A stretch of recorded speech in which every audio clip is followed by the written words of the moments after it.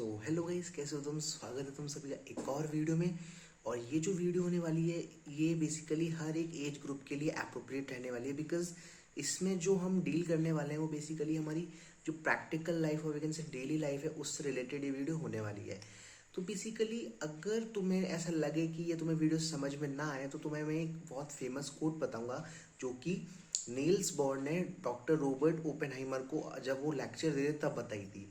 और बेसिकली ये बात उन्होंने मतलब जर्मन लैंग्वेज में बोली होगी, तो मैं उसका हिंदी ट्रांसलेट जो मैंने पढ़ा था उसको मैं बता देता हूँ कि ज़रूरी नहीं कि तुमको संगीत बजाना आए, लाइक तुम संगीत को प्रोड्यूस कर सको, ये ज़रूरी नहीं। ज़रूरी क्या है कि तुम उस संगीत को ग्रैब कर पा रहे हो नहीं, तुम उसको समझ पा रहे हो नहीं। समझ रहे हो। लाइक फॉर एग्जाम्पल तुमसे कोई कैलकुलेशन नहीं हो रही तो इट्स नॉट इम्पॉर्टेंट कि तुमसे वो कैलकुलेशन हो। इम्पॉर्टेंट क्या है, तुम उस कैलकुलेशन को समझ तो पा रहे हो ना, कि eight the end of the day conclusion क्या निकल रहा है। सो ये काफ़ी फेमस कोट था। तो लेट्स बिगिन द वीडियो। तो इस वीडियो में हम बात करने वाले लाइट के नेचर की। लाइट लाइट क्या, बिजली नहीं। बिजली is not about the light we are discussing right now.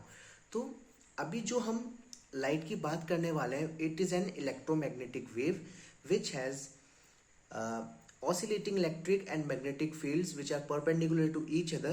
Or for example this is magnetic field and this is मतलब like ऐसे, this is magnetic field and this is electric field, और जो इसका propagation होगा वो एक z axis मतलब इसके भी परपेंडिकुलर होगा। फॉर एग्जाम्पल कोई मतलब जैसे एक लाइट है, EM वेव मैंने तुम्हें बताया इलेक्ट्रोमैग्नेटिक वेव है जो कि ऑसिलेट कर रही है स्पेस में, ठीक है।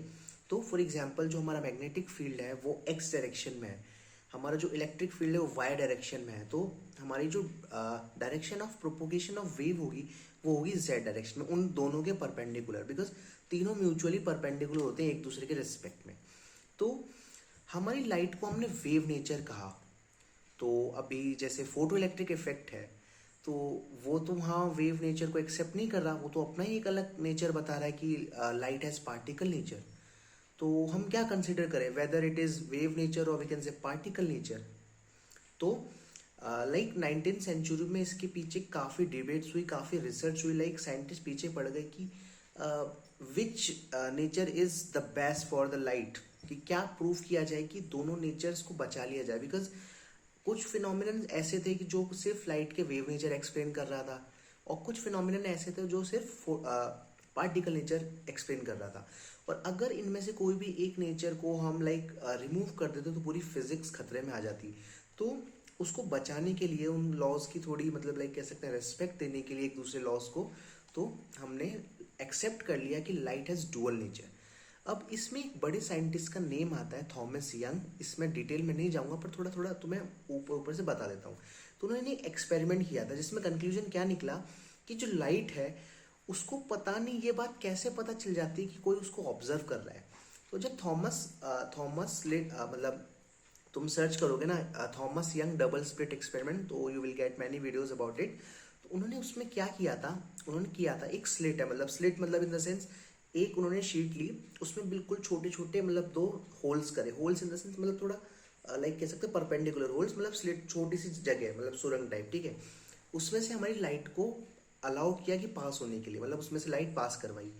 तो उन्होंने और वहाँ पर उन्होंने एक डिटेक्टर लगाया जो कि उन फोटॉन्स को मतलब डिटेक्ट कर सके कि यहाँ फोटॉन्स आ रहे हैं।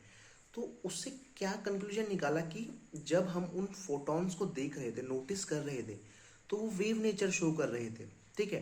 मतलब when something is noticing the photons behind the slit, तो वो वेव नेचर शो कर रहे थे। एंड जब उसको कोई नोटिस नहीं कर रहा था तो वो पार्टिकल नेचर शो कर रहा था। पता नहीं लाइट में ऐसी कैसी प्रॉपर्टी है कि लाइक वो लिविंग बींग्स की तरह बिहेव कर रही है। लाइक उसको कैसे पता चल रहा है कि कोई उसको ऑब्जर्व कर रहा है और वो अपना नेचर हर एक मतलब हर एक सिनेरियो में चेंज कर रही है।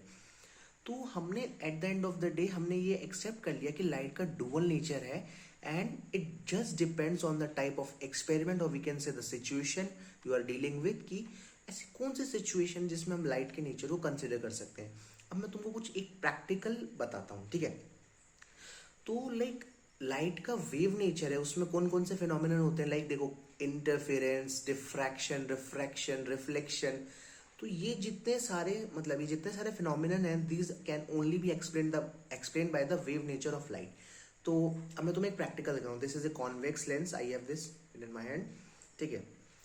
और ये मेरे पास एक लेज़र लाइट एमिटर है, ठीक है। ये नॉर्मल लेज़र लाइट नहीं है, ये थोड़ा सा मतलब हैवी लेज़र लाइट है, और इसके अंदर से इलेक्ट्रोमैग्नेटिक रेडिएशन और वीकेंड से इंफ्रारेड रेडिएशन निकलता है। अब इंफ्रारेड रेडिएशन निकलता है, तो फॉर एग्जांपल देखो ये लेंस है, तो लेंस का हमें फिनोमिनन पता है कि इसके थ्रू रिफ्रैक्शन होता है, ठीक है। रिफ्रैक्शन होता है, जो लाइट रेज है वो इसके आर पार चली जाती है। तो फॉर एग्जांपल मैंने इसको स्टार्ट किया, तो देख सकते हो मेरे फेस पे और इस लेंस के आर पार मेरी टी शर्ट पे कहीं मतलब इसका रिफ्लेक्शन आ रहा है। तो अब लाइट को अगर हम पार्टिकल माने तो ये चीज़, ये जो फिनोमिनन है जो अभी मैं तुम्हें शो कर रहा हूँ, रिफ्लेक्शन एंड रिफ्रैक्शन, ये प्रूव नहीं किया जा सकता, बिकॉज पार्टिकल एक ग्लास के आर पार कैसे जा सकता है। It is against the law of physics की मतलब एक अच्छा खासा पार्टिकल एक ग्लास के आर पार नहीं जा सकता, ठीक है। तो यहाँ पर वेव नेचर हमको कंसिडर करना पड़ता है लाइट का, कि यहाँ पर जो वेव है, वेव नेचर ही इस चीज़ को एक्सप्लेन कर सकता है। फॉर एग्जाम्पल वापस देखो, ये इंफ्रारेड रेज है, ठीक है, ये इसके आर पार जा रही है, मतलब ये इससे पास थ्रू हो रही है, तो ये रिफ्रैक्शन शो कर रही है, और ये सिर्फ वेव नेचर ही शो कर मतलब इसको प्रूव कर सकता है। अब मैं बात करता हूँ पार्टिकल नेचर, जो कि हमें आइंस्टीन और हेनरी हर्ट्ज ने 1885 और 1904 में बताया था। तो जो फोटो इलेक्ट्रिक इफेक्ट था उसमें हमारी थ्योरी क्या थी कि किसी भी एक मेटल पर अगर उसकी थ्रेशोल्ड फ्रीक्वेंसी और we can say threshold wavelength से ज़्यादा एनर्जी और we can say work function से ज़्यादा एनर्जी अगर उसको दी जाती है, उसको गिव की जाती है, तो उससे इलेक्ट्रॉन्स इजेक्ट हो जाते हैं, ठीक है। तो इलेक्ट्रॉन्स को रेडिएशन एमिट नहीं करवा सकता, मतलब थ्योरी क्या है कि फोटॉन्स जो पार्टिकल्स हैं, मतलब लाइट जो पार्टिकल है, वो कोलिजन करती हैं इलेक्ट्रॉन के साथ on the surface of the metal and they get emitted from the surface in itself. तो अब उसको भी मैं इलेक्ट्रॉन को एमिट करके दिखा नहीं सकता, बिकॉज मेरे पास गैल्वेनोमीटर नहीं है ऑब्वियसली। तो बट मैं तुम्हें एक आइडिया दे सकता हूँ, जस्ट इमेजिन ये एक आयरन मेटल है ऑब्वियसली, तो इसकी कुछ फ्री इलेक्ट्रॉन्स इसके सरफेस पे होंगे जो हम नहीं देख सकते नेकेड आई से। तो अब मैंने ये इंफ्रारेड रेडिएशन इस पर रेडिएट करवाया, इसमें देख सकते हो तुम। तो अगर for example I don't know, मुझे पता नहीं है कि इसकी एनर्जी और वी कैन से वेवलेंथ क्या है, लाइक जो रेड लाइट होती है उसकी वेवलेंथ कुछ 7000 एंगस्ट्रॉम के आसपास कुछ होती है, ठीक है। 7000 to 7500 द वेवलेंथ में be differ according to the source.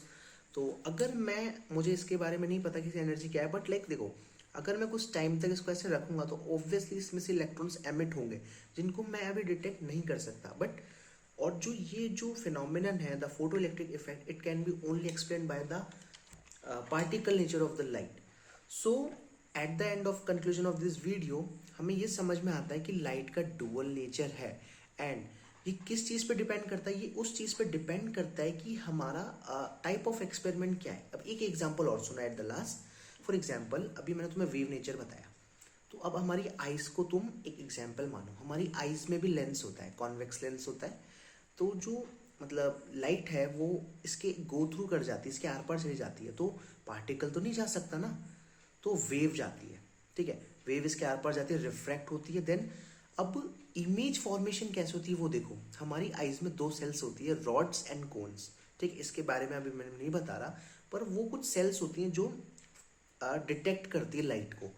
अब डिटेक्ट कैसे करेगी, वेव को तो डिटेक्ट कर नहीं सकते, तो डिटेक्ट किसको करेगी, पार्टिकल को। तो हमको एक ही सिचुएशन में दोनों नेचर्स को कंसिडर करना पड़ा।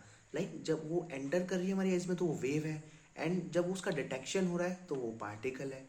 सो आई होप तुमको समझ में आएगा कि कैसे लाइट का डुअल नेचर एग्जिस्ट करता है, और हमको एक्सपेरिमेंट्स के अकॉर्डिंग उसका डुअल नेचर समझना पड़ता है। सो थैंक्स फॉर वॉचिंग यार, सब्सक्राइब करो और शेयर करो यार प्लीज। Thanks for watching.